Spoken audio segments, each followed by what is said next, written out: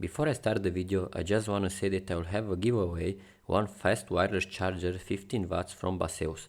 All you have to do is to share and comment on this video your Twitter or Instagram handle, and I will pick up one lucky winner. Today we have here 3 of the most popular 360-degree speaker. The Ultimate Ears Wonderboom 2, made by Logitech, fully waterproof and dustproof speaker. The Bose Soundlink Revolve 2, that unfortunately is still using 2021 micro USB, really Bose. And the Soundcore Flare 2, made by Anchor, as well fully waterproof. All these speakers have dual passive radiator for better bass response. Let's test them and see which one is the best.